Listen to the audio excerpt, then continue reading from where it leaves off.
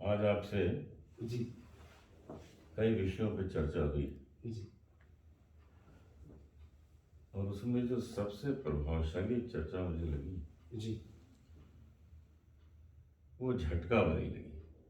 अच्छा, वो झटका का जो कार्य। हाँ, क्या है कि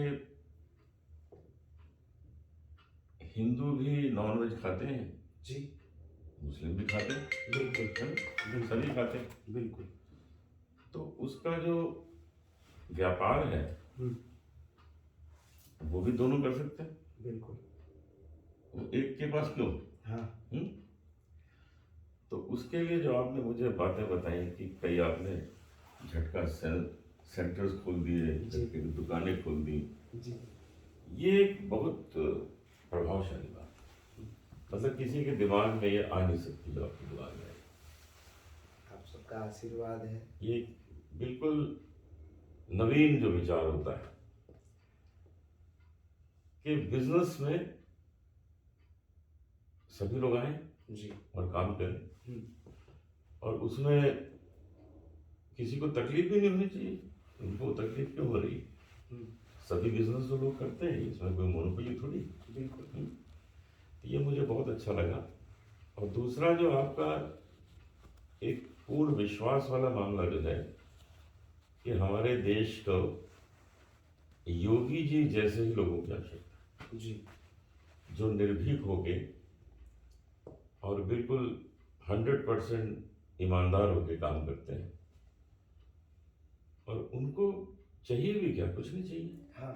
उनको, मोदी जी को, उनके कौन से बच्चे अमेरिका में पढ़ रहे हैं या वहाँ नौकरी कर रहे हैं कि उनको रहने के लिए बिल्कुल। पैलेस खरीदना है, मकान खरीदना, ऐसा कुछ है ही नहीं। उन्हें केवल देश को सुंदर बनाना, जी। इतना ही बिल्कुल। काम होता है। तो मुझे बड़ी खुशी है कि योगी जी जैसे व्यक्ति के हाथ में बागडोर है उत्तर प्रदेश की, जी। और उन्होंने उत्तर प्रदेश को सुंदर भी बना दिया। बिल्कुल। उत्तर प्रदेश में जितने असामाजिक तत्व हैं जी। वो सड़कों पे नजर नहीं आते। पिंजरे के अंदर है सब। हाँ, क्योंकि सड़कों पे आएंगे तो फिर उनकी ही मुसीबत होने लगी। बिल्कुल। नहीं आते। तो जो परिवार के लड़के लड़कियां हैं, बच्चे हैं, वो सब निर्भीक होकर घूमते हैं, आनंद लेते हैं शहर का। स्वतंत्र, उनके अंदर एक स्वतंत्रता का भाव आया है कि अब उनको कोई तंग नहीं कर सकता, वो घूम फिर सकते हैं। इसको दिलाने वाले योगी जी हैं, उनको मैं बहुत ही मुबारकबाद देता हूँ। मैं योगी जी से 2-3 बार मिला हूँ। जी। एक बार तो उनके साथ बैठ के भोजन भी किया था अरे वाह। लखनऊ में। तो हर वक्त वो कुछ चिंतन में लगे होते हैं। जी। उनसे बात भी करो तो भी एक महसूस होता है कि वो कुछ सोच रहे हैं, कहीं और है। क्योंकि वो सच में उत्तर प्रदेश को उत्तम प्रदेश बनाना चाहते हैं। और बना भी ले। जी। काफ़ी हद तक तो उन्होंने कर भी दिया, जिस तरह से सड़कें हैं, फ्लाईओवर है, लोगों को निर्भीकता है, ये सारी चीज़ उन्होंने व्यवस्थित कर दी है। तो उनको मुबारकबाद देना चाहिए। और देश का भविष्य बड़ा अच्छा है। आप जैसे कर्मठ लोग हैं हमारे अरे। पास, आप जैसे कार्यकर्ता हैं, आप जैसे लोग अच्छा सोचते हैं और आप 24 घंटे काम करते हैं, कितनी बड़ी बात है। हर वक्त आप कहीं ना कहीं लगे हैं, लोगों को अच्छे विचार दे रहे हैं। तो मैं आपको इसके लिए बहुत मुबारकबाद देता हूँ। मेरा ये मानना है कि यदि मैं आपसे एक सवाल पूछूं, आज कहा जाता है कि भारत धर्मनिरपेक्ष है, तो यदि हम सरकार से पूछे कि सरकार धार्मिक है या अधार्मिक, या मैं आप ही से पूछूं कि आप धार्मिक हैं या अधार्मिक, तो आपका क्या उत्तर होगा?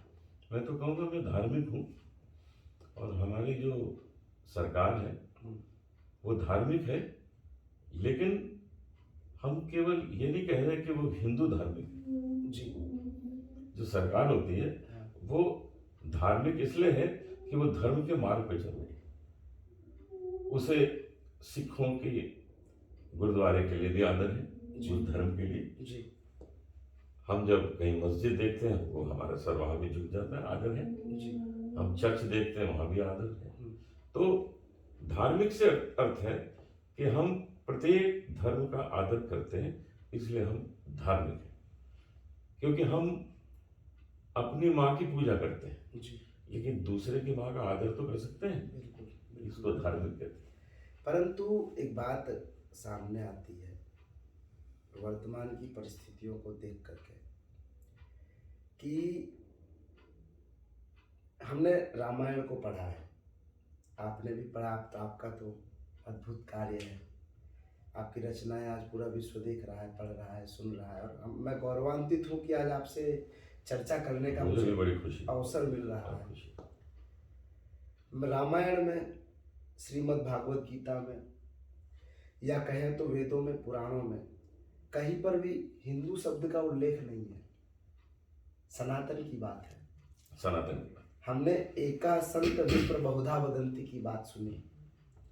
हमने वेदों में उदार चरितानाम तु वसुधैव कुटुंबकम की बात कही। हमारे पुराने जयघोषों में कभी भी हमने ये नहीं कहा हिंदू धर्म की जय हो, हमने हमेशा कहा सत्य सनातन धर्म की जय हो। हमने प्राणियों में सद्भावना की बात कही, हमने विश्व के कल्याण की बात कही। आज हम लोग जो हिंदू में सिमट जा चुके हैं, क्या हम, यदि हम हिंदू की बात करेंगे तो सामने कोई मुस्लिम बनेगा, यदि हम हिंदू की बात करेंगे तब कोई ईसाई बनेगा, यदि हम हिंदू की बात करेंगे तब कोई यहूदी बनेगा। क्यों ना हम वास्तविक जो सत्य सनातन धर्म है उसके अनुरूप जिए, ऐसा कोई प्रयास किया जाए। आज मैंने कुरान पढ़ा, वास्तविकता की मैं बात कर रहा हूँ, लोगों को भले एक विषय में ये विवाद लगे। कुरान में मैंने जब पढ़ा तो उसमें कहीं काफिर शब्द आता है, कहीं पर रसूल शब्द आता है, कहीं पर खतना शब्द आता है, कहीं पर हलाल की बात कही गई है, तो कहीं पर सुन्नत की बात कही गई है, या कहीं पर कहा गया है काफिरों को मारो, उनको कन्वर्ट करके मुसलमान बनाओ, मुसल्लम ईमान बनाओ। परंतु और बाइबल में पढ़ते हैं आप तो वहां पर इसके ही विपरीत सभी को वो ईसाई बनाते हैं। पर जो हमारे सनातन की विशेषता है, इसने जब भी कोई बात कही है विश्व कल्याण की बात कही। इसने कभी भी ये नहीं कहा कि मुसलमान या ईसाई बनो, ईसाई न बनो, या इनको मारो काटो, ऐसी कोई बात नहीं कही जो मैंने पढ़ा है। हमेशा इसमें कहा गया कि प्रत्येक जीव का कल्याण हो, विश्व का कल्याण हो, अतिथि देवो भव, मातृ देवो भव, पितृ देवो भव, आचार्य देवो भव। ये बातें हमारे अंदर है, क्यों ना इस बात को हम विश्व के सामने रखें। क्योंकि आज हम अगर एक धर्म विशेष की बात करते हैं तो बाकी के जो लोग हैं उन पर उसका प्रभाव विपरीत जाएगा। यदि हम सार्वभौमिक बात करते हैं, सभी को साथ में लेकर के और सब साथ में मिलकर के आगे बढ़े, ऐसी भावना को रखते हैं, तो कहीं ना कहीं आज तभी हम विश्वगुरु थे, क्योंकि हम सबकी चिंता करते थे। और आज हम खाली हिंदुओं की चिंता करने लग गए हैं, इस कारण से हम मात्र एक भारत में ही सिमट गए हैं। जब हम विश्व की चर्चा करते थे, विश्व को अपना मानते थे, सदाचार की भावना रखते थे, विश्व के कल्याण की भावना रखते थे, तब हम विश्व गुरु हुआ करते थे। मेरा तो आपसे निवेदन होगा कि आपके बहुत अच्छी मतलब शैली है, आप इस कला के माध्यम से इस राष्ट्र को एक नई दिशा दे रहे हैं, गति दे रहे हैं और संस्कार दे रहे हैं। तो हम इस सनातन की बात को आगे बढ़ाएं, सत्य सनातन धर्म को आगे बढ़ाएं। जो धर्म का अर्थ है जी, वो लोगों तक गलत पहुंच गया है जी। भगवत गीता की शुरुआत ही होती है धर्म के शब्द से। धर्म क्षेत्रे कुरुक्षेत्रे हाँ? समवेताया युत्सव। ये धर्म क्या है? क्या ये सनातन धर्म या हिंदू धर्म की बात हो रही है? नहीं, ये बात हो रही है धर्म का मतलब ड्यूटी से। जी, कर्तव्य, कर्तव्य, ड्यूटी।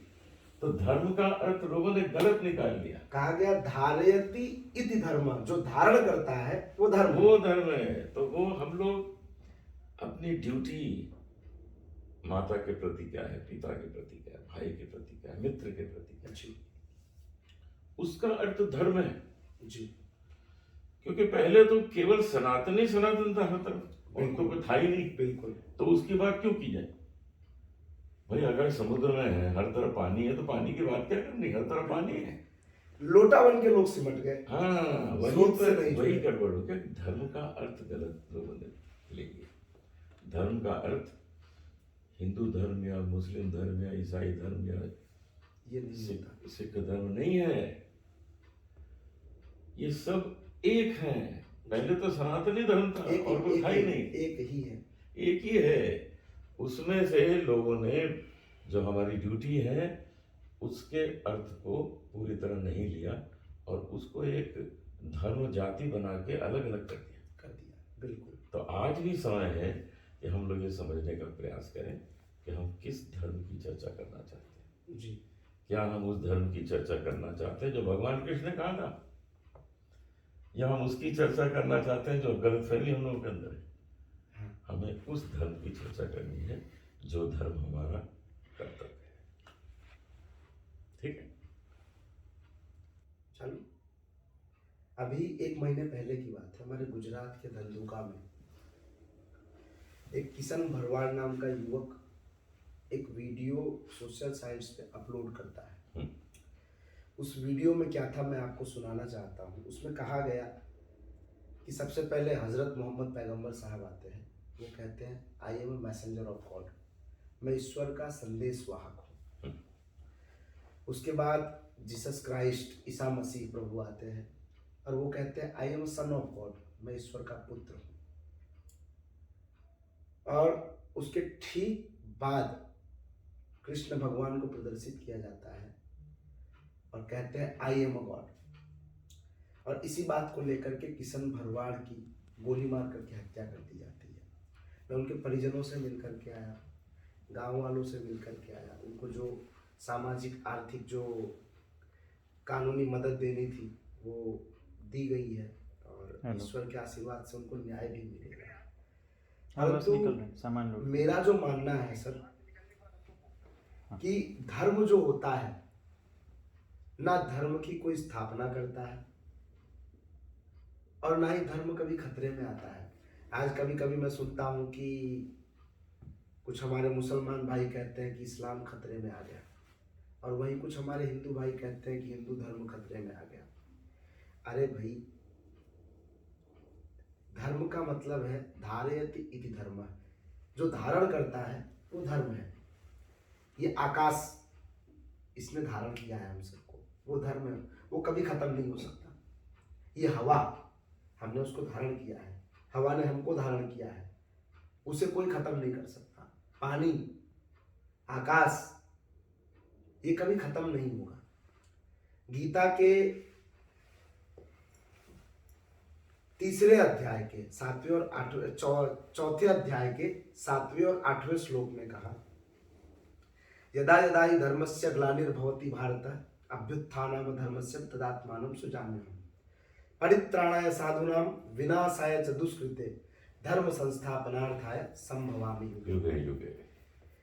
यानी कि धर्म की स्थापना के लिए साक्षात ईश्वर इस पृथ्वी पर स्वयं आते हैं और वही धर्म की स्थापना करते हैं, न कि उनके द्वारा भेजे गए संदेशवाहक या उनके पुत्र। इसलिए धर्म की स्थापना ईश्वर के द्वारा होती है। हमको, आपको या सभी को मात्र धर्म का आचरण करना है, पालन करना है उनकी नीतियों का, कि मैं प्रकृति का सम्मान करो। यही धर्म है ना, यही है, प्रकृति ही धर्म है। यही। आज हम प्रकृति से विपरीत हुए, एक छोटा सा कीटाणु जिसे हम देख नहीं सकते, कोरोना पूरे विश्व की हालत खराब करके बैठा है।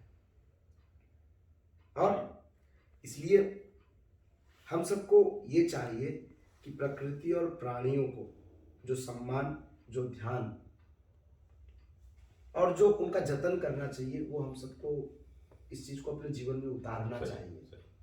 आज इतना बड़ा विनाश, हमारे गुरुजी कहते हैं प्रकृति प्रबल प्राणी निर्बल है, यदि ऐसा नहीं विचारोगे तो प्रबल प्रकृति के प्रकोप से फिर जीती बाजी हारोगे।